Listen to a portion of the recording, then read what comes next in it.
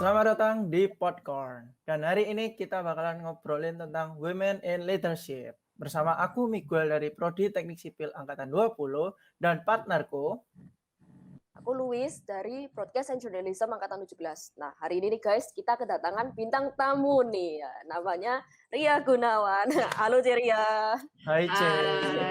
Hai. Cece bisa perkenalan lebih lanjut lah, perkenalan dikit gitu, kayak backgroundnya Cece, terus kayak backgroundnya Cece di bidang leadership itu apa gitu. Oh, ya perkenalin semuanya. Nama aku Ria Gunawan. Dulu aku juga kuliah di Petra. Aku jurusan interior angkatan 2015. Nah, kalau masalah background leadership, ya dulu waktu di Petra, aku sempat dipercaya menjadi ketua UKM Dance. Terus selain di Petra sendiri, aku juga ikut kayak pelatihan-pelatihan kepemimpinan di Excellent Leader Training dan sampai sekarang masih menjadi member aktif di sana. Kayak gitu sih. Oh. Wih, jadi dari pengalamannya Ceria ini juga sudah menarik banget gitu. Pastinya teman-teman juga semakin penasaran gitu dengan backgroundnya Ceria. Nah, apa sih Ce sebenarnya kayak motivasi atau sesuatu yang membuat Ceria ini tertarik di bidang kepemimpinan? Kalau yang membuat tertarik, dulu tuh waktu kecil kalau ngelihat orang bisa memimpin tuh kayak keren banget gitu kan. Jadi kayak tertariknya awalnya kalau dari kecil tuh kayak gitu. Tapi ternyata semakin aku coba mendalami, aku mencoba belajar, ternyata leadership itu sangat menarik gitu. Kayak itu bukan hanya sekedar keren-kerenan yang aku bayangkan dulu gitu ya. Kayak kalau dulu kan mikirnya, oh jadi leadership, jadi pemimpin, oh ya cuman tentang mengarahkan orang-orang aja kayak gitu. Tapi ternyata setelah belajar, ternyata leadership itu adalah sebuah seni gitu yang kayak kita tuh nggak bisa samain. Oh, kalau kondisinya kayak gini harusnya lakuinnya kayak gini, kayak gitu, bla bla bla. Tapi ternyata itu sebuah seni yang bisa berubah kapanpun, tergantung kondisi, tergantung orang yang kita ajak bicara, kayak gitu. Dan ternyata leadership itu lebih ke arah kayak membimbing, kayak ya mengarahkan juga dan untuk berdampak. Jadi nggak cuma hanya mengarahkan, oh kamu harus kayak gini, kamu harus kayak gitu, tapi juga tentang membimbing kayak gitu.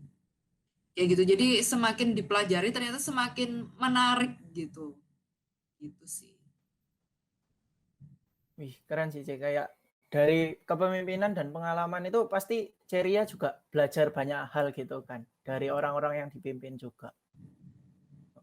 Banyak banget sih, apalagi kalau misalkan kan aku juga lumayan belajar ya tentang jenis-jenis kepribadian gitu. Nah, ternyata kita tuh menghadapi orang yang kepribadiannya sama misalkan dengan masa lalu yang berbeda, itu tuh juga harus berbeda gitu. Itu kayak semua orang punya apa background traumatisnya masing-masing, punya mindsetnya masing-masing. Kayak cara menghadapinya untuk membimbingnya tuh variatif banget gitu caranya. Kayak gitu sih. Berarti nggak bisa dipukul rata gitu ya, kayak pokoknya aku orangnya kayak gini gitu, harus kayak gini gitu, nggak bisa, harus lihat backgroundnya masing-masing. Nggak bisa, kayak untuk bisa membimbing orang kita juga perlu tahu, ya pasti pertama kita perlu tahu kan kepribadiannya gimana kira-kira kan kayak gitu. Terus habis itu kadang ada orang yang kalau dari kelihatannya di luar dia tuh kayak semangat banget, ceria banget kayak gitu. Tapi kadang kan kita ada punya sense ya, kayak kok orang ini kayak kadang-kadang kayak sendu sendiri tiba-tiba, kayak padahal dia ceria dan segala macam. Ternyata habis diajak ngobrol dan lain-lain, dia punya traumatis masa lalu, punya background, misalkan background keluarga yang kurang baik dan lain-lain yang menyebabkan dia tuh lebih aktif di luar dan lain-lain. Nah, akhirnya cara kita untuk orang yang seperti itu tuh berbeda dengan orang yang memang full ceria gitu loh, kayak apa ya, kayak dia tuh memang nggak punya beban kayak terlihat bener-bener nggak punya beban dan memang dari segi keluarganya baik, dari segi pertemanannya semua baik. Jadi beda cara kita tuh bisa membimbing mereka kayak gitu. Makanya aku bilang itu seni kayak gitu. Jadinya memang berarti sebelum kita ini kayak join sesuatu gitu ya, kayak suatu mungkin kayak organisasi atau apa gitu, memang ada baiknya kita ini tahu kepribadiannya dulu. Nah, berarti kayak misalnya kayak tes kepribadian apa itu sebenarnya itu perlu gitu ya?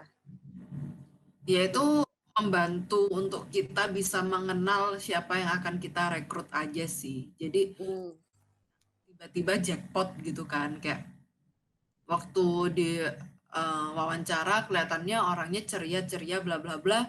Ternyata itu topeng doang, tapi ternyata kepribadian aslinya tuh dia orangnya yang gimana-gimana. Terus kita waktu awal rekrut kan pasti udah punya tujuan kan, oh orang ini ceria, oh aku bisa kasih dia di job desk yang bagian yang ceria-ceria misalnya kayak gitu.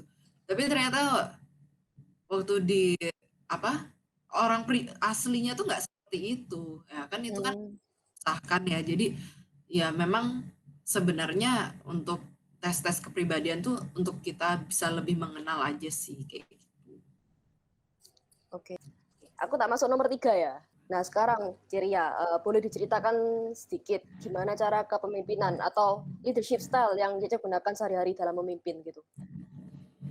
Nah kalau masalah leadership style itu kan juga pengaruh dari kepribadian ya. Jadi kalau kepribadianku sendiri, naturnya itu memang tipikal yang direct banget, terus habis itu logis banget, fakta banget, kayak apa ya, bukan yang kayak orang kan ada yang tipikalnya tuh kayak slow, kayak apa ya, mendengarkan benar-benar setiap orang apa dulu, baru habis itu disimpulkan, dirembukkan, mendapatkan mufakat bersama kan kayak gitu. Nah, kalau aku bukan tipikal orang yang kayak gitu. Memang naturku adalah tipikal yang direct, logis, dan fakta banget. Jadi kalau misalnya ada yang excuse ke aku, terus habis itu dia tuh yang nggak masuk di logis dan kayak nggak masuk, nggak sesuai dengan fakta, itu kayak aku kurang bisa menerima. Aku tipikal yang seperti itu. Tapi untungnya karena kita membahas tentang wanita menjadi leadership ya kan. Walau kepribadianku adalah orang yang seperti itu, kecenderungannya ya. Nah, tapi untungnya karena aku adalah seorang perempuan yang dimana perempuan itu feelingnya tuh masih cukup ada kan gitu ya, kayak feelingnya tuh masih cukup kuat. Nah, jadi itu bisa menyeimbangkan di mana aku juga bisa memimpin dengan kelemah lembutan dan penerimaan gitu loh. Walaupun mungkin ya, mungkin kalau dibandingkan dengan orang-orang yang perempuan-perempuan yang sangat feeling itu, aku termasuk feelingnya tuh yang kurang kayak gitu. Tapi setidaknya dengan ya aku dilahirkan sebagai perempuan, feeling itu juga ada di dalam diriku gitu loh, menjadi sebuah bagian. Jadi diseimbangkan kayak gitu. Nah, aku ngomong juga aku orang yang direct, logis dan lain-lain tuh aku juga belajar gitu, kayak aku mengetahui dan menyadari bahwa untuk menjadi pemimpin tuh kita nggak bisa cuman satu ekstrim. Pokoknya kalau diriku naturnya adalah direct, logis dan lain-lain, aku kesana aja kiblatku. Aku nggak mau ke kiblat satunya, itu not my style, bukan kayak gitu. Jadi aku juga belajar kan, ya itu ada kelebihan dan kekurangan juga kan, karena untuk jadi logis, direct dan lain-lain kayak gitu. Dan aku semakin kesini semakin belajar untuk gimana tuh bisa lebih sabar untuk mendengarkan point of view orang, pendapat-pendapat orang, karena semakin aku sadari juga nggak selalu pemikiranku itu benar kayak gitu. Jadi untuk bisa untuk menjadi mindful lah, menjadi bijak kan, kita nggak boleh fokus sama yang kita pikirkan doang kayak gitu. Nah, selanjutnya nih Ceria, pasti Ceria juga pernah gitu kan dengar-dengar stereotip negatif gitu mengenai seorang pemimpin seorang perempuan yang menjadi pemimpin gitu. Nah, mungkin dari Ceria sendiri bahkan nggak cuma dengar tapi pernah mengalami stereotip-stereotip yang kayak tersebar luas di masyarakat gitu, mungkin bisa diceritakan ke Ya kayak teman-teman. stereotip tertentu gitulah sih. Iya. Kayak diremehkan atau apa gitu. Apakah Cici pernah mengalami hal tersebut gitu? Ya, oke. Untuk tanggapanku tentang orang yang meremehkan wanita yang menjadi pemimpin, ini kan sebenarnya ada dua hal ya. Jadi yang kasus pertama itu wanita yang leadership-nya itu memang bagus tapi diremehkan. Yang kedua, memang wanita yang pasrah-pasrah aja gitu. Dan akhirnya mendukung orang-orang untuk beropini bahwa, oh ya memang nggak pantas gitu wanita jadi seorang leader kayak gitu kan. Nah untuk kasus yang pertama, yang memang leadership-nya bagus tapi diremehkan, ya nggak perlu pusing sih tentang orang lain mau ngomong apa.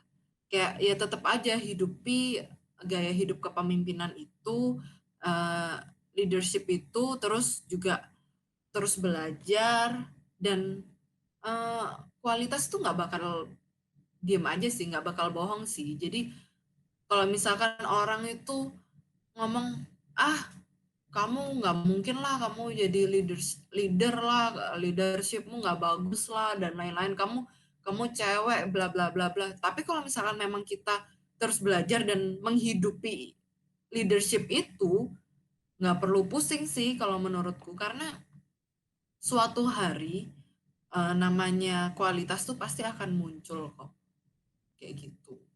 Nah kalau untuk kasus yang kedua yang kayak wanita yang pasrah-pasrah aja, kayak maksudnya dia kalah, mungkin kalah dengan stereotip yang ada, budaya yang ada, ya ayo bangkit, ayo bangun kayak gitu.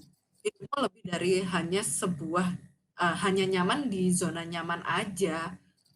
Itu bisa kok untuk bisa dan memang perlu untuk bisa memimpin, karena memimpin tuh nggak cuman tentang memimpin orang lain kan, memimpin diri sendiri tuh juga kayak gitu. Jadi jangan mau kalah dengan budaya yang ada kayak gitu. Kalau misalkan pengalaman, kalau diremehkan karena gender, belum pernah sih ya, untungnya sih belum pernah merasakan itu, atau mungkin pernah tapi aku kayak lupa kayak gitu. Tapi eh, yang aku pernah alami itu dulu waktu kelas 5 SD, aku jadi wakil ketua kelas ya kan.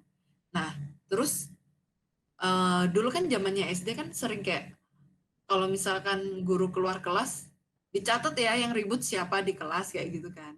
Nah, aku nggak tahu di zaman adik-adik sekalian seperti itu enggak, tapi di zamanku seperti itu ya. Iya, sama kok. Papan Sama tulis kok. gitu. Sama ya. Oke, aku disuruh tulis di papan tulis. Waktu itu yang kalau guru keluar kan pasti satu kelas ribut dong. Nggak mungkin nggak ribut. Ya kan? Kayak langsung bebas gitu. Nah, aku di depan kelas, aku tuh mengalami kegalauan maksimal karena yang ribut tuh teman-temanku sendiri, guys. Aku harus bagaimana gitu kan. Akhirnya aku memutuskan untuk nulis nama teman-temanku. Karena ya menurutku itu hal yang salah gitu, walaupun mereka teman-temanku tapi mereka salah kayak gitu. Aku tulis ya kan.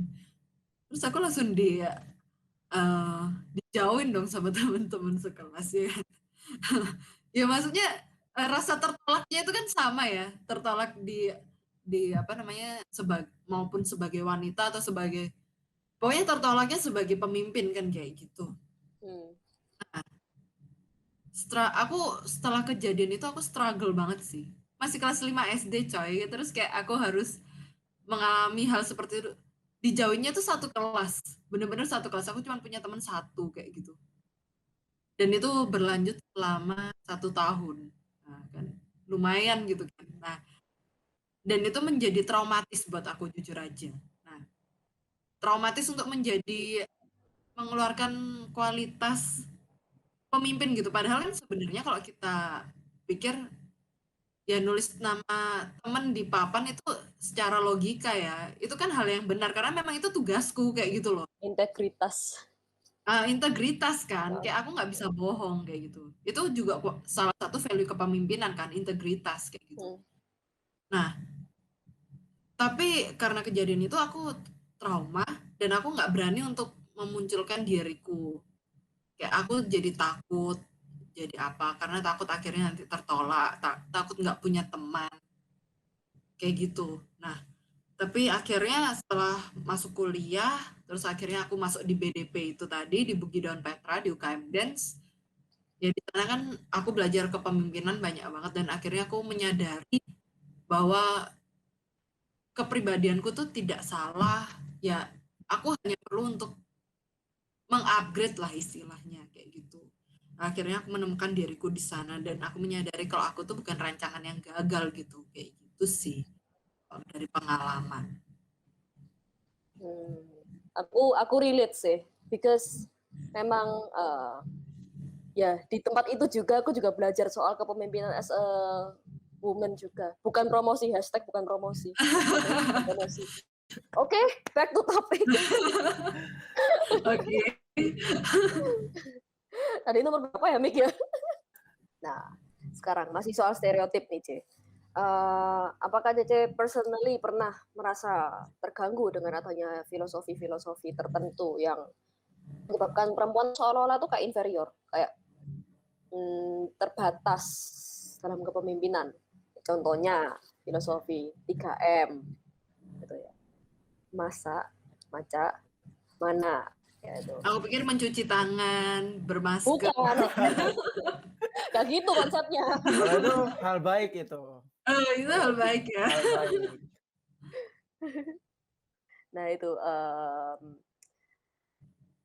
pernah apa maksudnya kayak terganggu gak sih personally gitu? Tanggapannya Kece gimana gitu? Tentang stereotip 3M ini ya. Maca, masak ya. Awalnya aku sangat tidak setuju dengan stereotip ini, kayak apaan, nggak mungkin lah cewek tuh cuman apa, kayak tujuan hidupnya tuh hanya sekedar itu kayak gitu.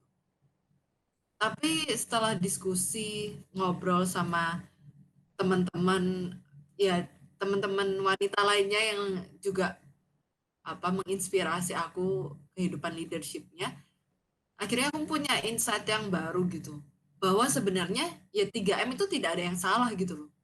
Untuk masak, bermake up, apalagi memiliki anak, itu tidak ada yang salah dengan itu, karena memang ternyata ada orang-orang tuh, wanita-wanita yang itu tuh sebuah tujuan hidup kayak gitu. Mereka merasa fulfill waktu melakukan itu. Tapi yang menjadi masalah adalah jangan sampai ngurus anak itu urusan cewek doang. Kan tanggung jawab pria juga kayak gitu. Terus kayak sebenarnya masak juga cowok tuh juga banyak gitu loh yang masaknya lebih bagus gitu loh daripada cewek. Jadi hal yang perlu dikotakkan, oh ini tugasnya cewek, oh ini tugasnya cowok. Ya kalau untuk mengandung itu memang tugasnya cewek ya, itu nggak bisa diganti memang. Tapi untuk yang lainnya tuh nggak bisa, jangan dikotak-kotakan gitu, karena itu memang ya setiap orang bisa melakukan itu kayak gitu, kecuali melahirkan. Oke, sekali lagi kecuali melahirkan. Ya awalnya tuh memang kayak aku berapi-api kan mendengarkan itu, tapi habis diskusi sama teman-teman, ya memang sebenarnya nggak ada yang salah dengan itu, cuman di kotak-kotakan aja. Karena walaupun kita memiliki anak gitu kan nantinya, wanita-wanita, kita juga perlu punya leadership kayak gitu. Gimana kita mau membimbing anak-anak kita kalau kita tuh nggak ngerti kayak gitu. Berarti apa tuh namanya, kayak nothing wrong, nggak ada yang salah dengan pengen bisa masak, mana, dandan gitu. Tapi ketika itu tuh jadi jadi alasan buat menekan potensinya cewek, itu baru salah gitu. Iya, kalau itu sih ya nggak baik ya. Maksudnya ngapain gitu kita tekan potensi kita. Karena kan kalau seperti itu akhirnya kita kan tidak melakukan hal yang sesuai apa yang Tuhan mau kita lakukan kan, tujuan hidup yang Tuhan taruh di hidup kita kayak gitu. Mungkin ya memang Tuhan taruh supaya kita tuh bisa apa melahirkan, memiliki anak dan lain-lain. Tapi kan di sisi lain juga Tuhan kan pasti punya rencana yang berbeda dari kita. Kalau misalnya kita seperti itu, akhirnya kita mengkebiri tujuan yang sudah Tuhan taruh di hidup kita kayak gitu. Menurutku itu sebuah hal disrespectful gitu kepada Tuhan yang menciptakan kita. Yes, setuju. Benar sih. Oh, Kata Ceria tadi sudah kayak benar-benar ngegali sesuatu stereotip yang tadi itu jadi salah ketika ada batasan-batasan gitu, ada yang di kotak-kotakin gitu. Nah, selanjutnya kalau menurut Ceria sendiri apa sih Cek kayak penyebab-penyebab ada muncul stereotip-stereotip yang tadi gitu? Kalau penyebab ya, sebenarnya untuk benar-benar awalnya tuh kan juga kurang paham. Ya ini sudah budaya yang turun-menurun kan, bahkan dari kerajaan-kerajaan sebelum-sebelumnya. Makanya Ibu Kartini dia melakukan sebuah pergerakan supaya wanita itu bisa setidaknya belajar dan menjadi derajatnya dengan pria kayak gitu. Jadi menurutku ini karena sudah budaya yang turun-menurun, aku nggak ngerti awal mulanya itu gimana juga. Tapi untuk sekarang ini budaya turun-menurun dan akhirnya mengkotakkan mindset pria dan wanita. Kalau pria tuh tugasnya kayak gini-gini, kalau wanita tuh tugasnya gini-gini, kayak mendefinisikan tugas dan peran wanita tuh tugasnya kayak gini. Kalau kayak gitu tuh nggak boleh kayak gitu.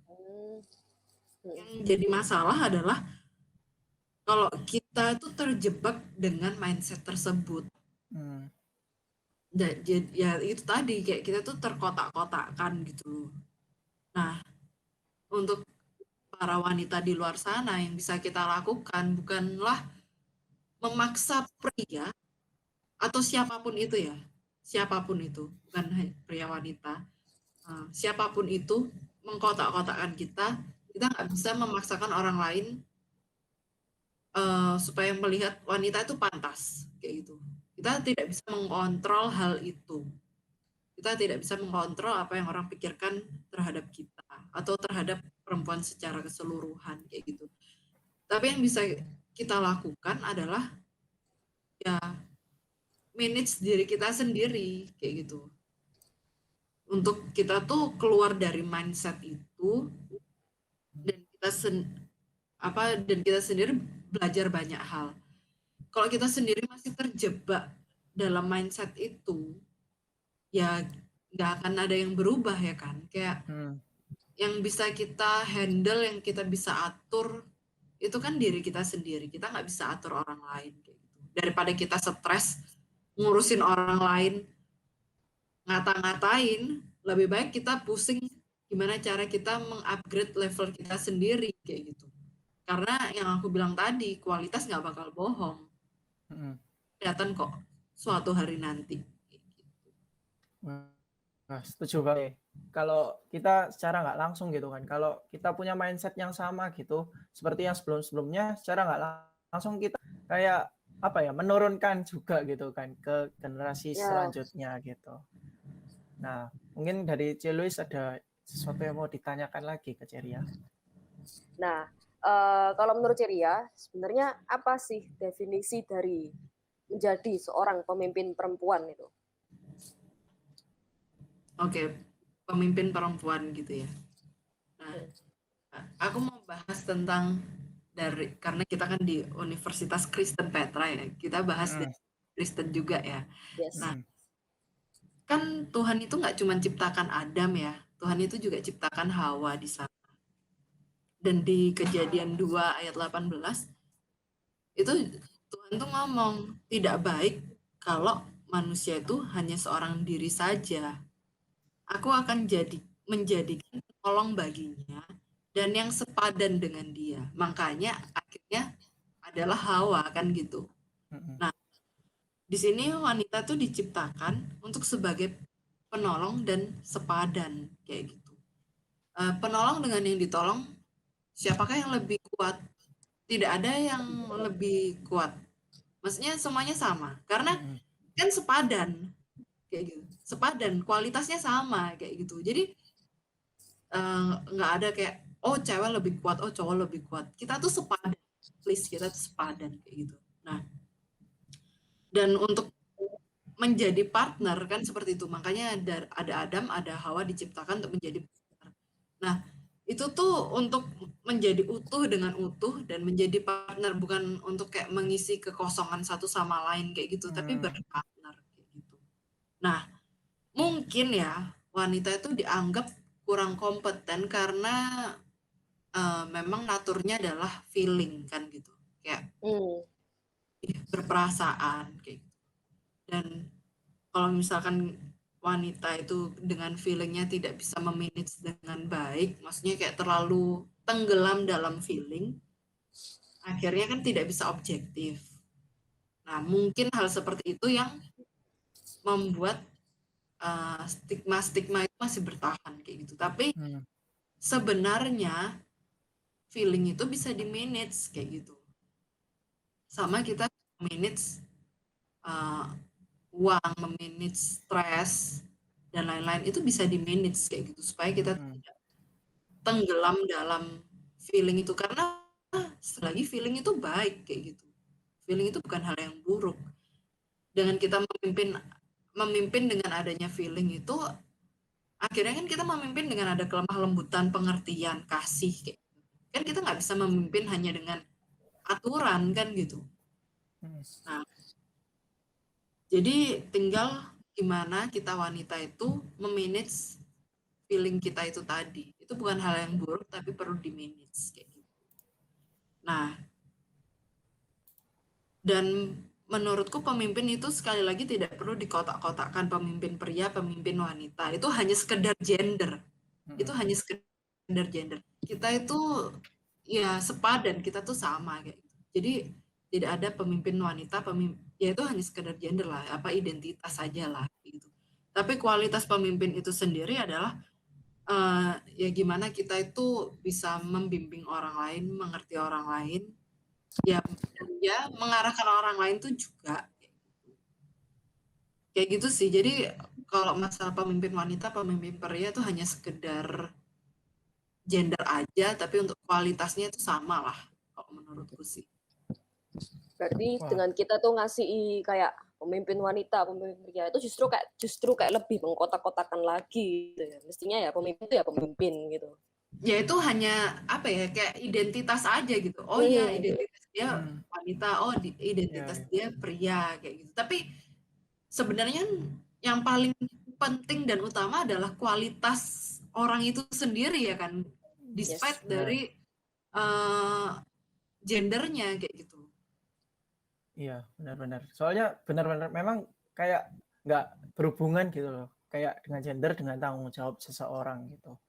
Nah, setelah mendengarkan kayak cerita dan pengalaman dari Ceria ini, pasti teman-teman pendengar semua itu kayak semakin terinspirasi gitu dengan kepemimpinan yang sudah lalui selama ini.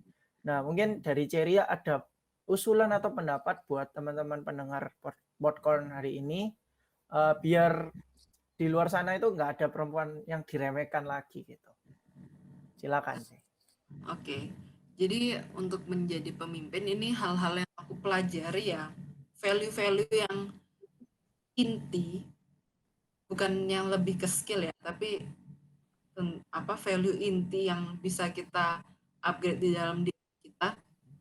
Untuk jadi pemimpin itu kita perlu punya hati yang lemah lembut, yang mau belajar, bahkan untuk mendengar nasihat orang lain, untuk melihat dari banyak point of view orang lain, terus juga tidak mementingkan diri sendiri dan menganggap diri kita tuh paling oke. Itu kayak enggak banget gitu. Kita perlu menjadi humble, menjadi rendah hati kayak gitu. Selama kita sombong, kita ya bisa sih mungkin jadi pemimpin ya, tapi jadi pemimpin yang arogan gitu loh, kayak nggak mau dengar orang lain kan kayak gitu. Jadi menjadi pemimpin kita perlu menjadi humble dulu untuk kita mau mendengarkan orang lain kayak gitu.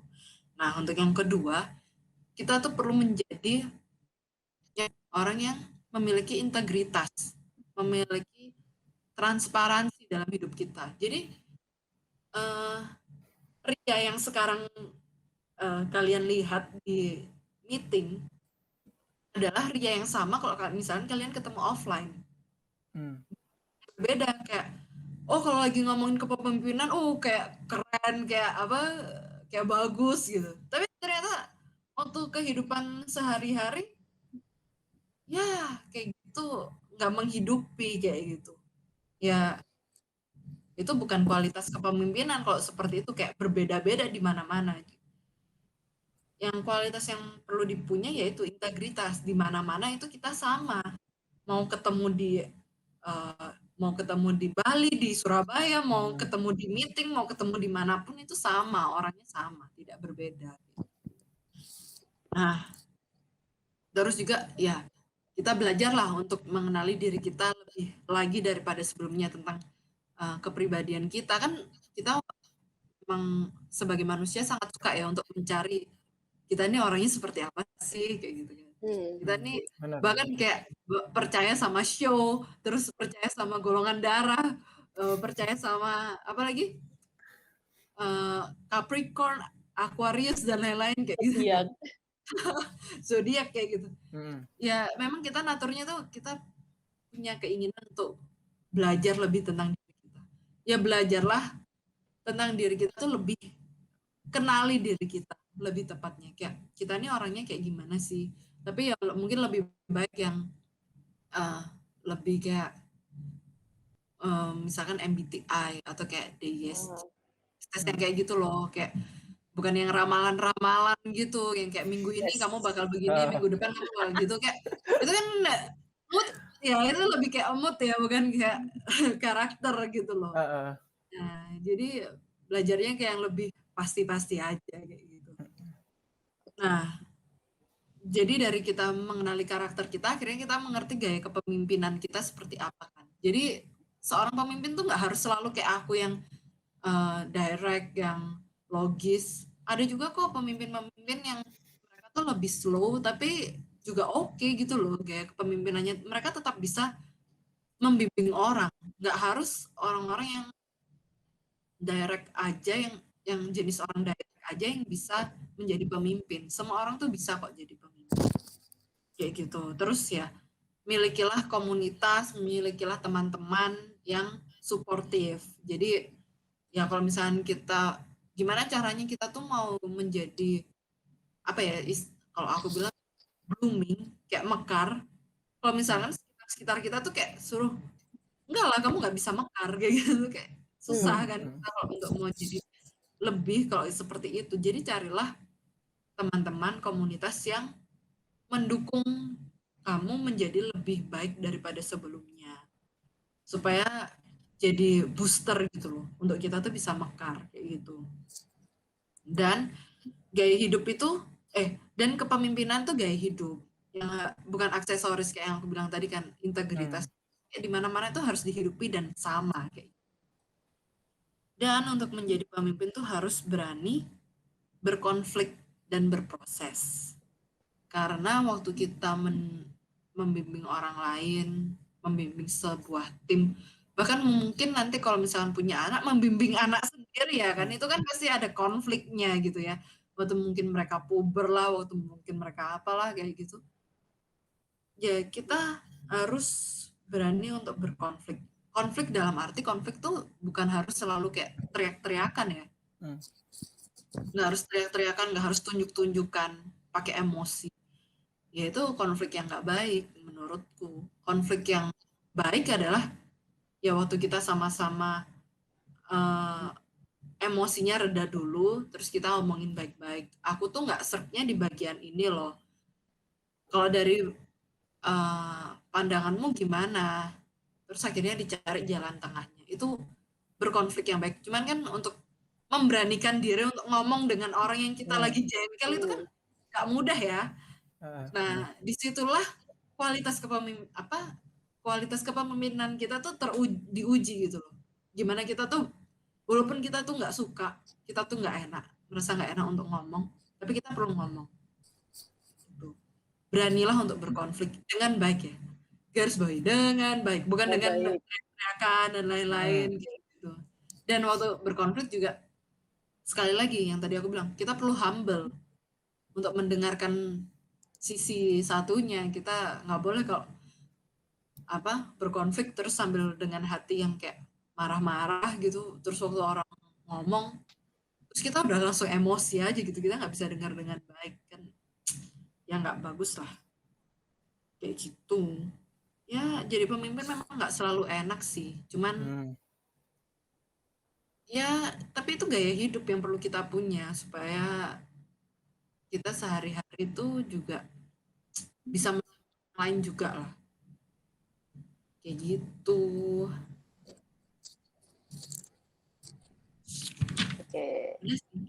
Oke. Nah, tidak terasa kita sudah ada di akhir dari Popcorn kali ini. Apakah dari Ceria ada sepatah dua kata terakhir nih Mau buat menambahkan?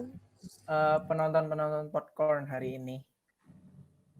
Kalau dari aku ya, jangan merasa dirimu itu tidak berguna, jangan merasa dirimu itu gagal, jangan terpatok dengan apa kata orang lain di luar sana, terpatoklah sama apa kata Tuhan gitu loh, bahwa kalian wanita, kalian tuh sepadan, dan kalian tuh diciptakan untuk menjadi penolong dan kalian sepadan kayak gitu.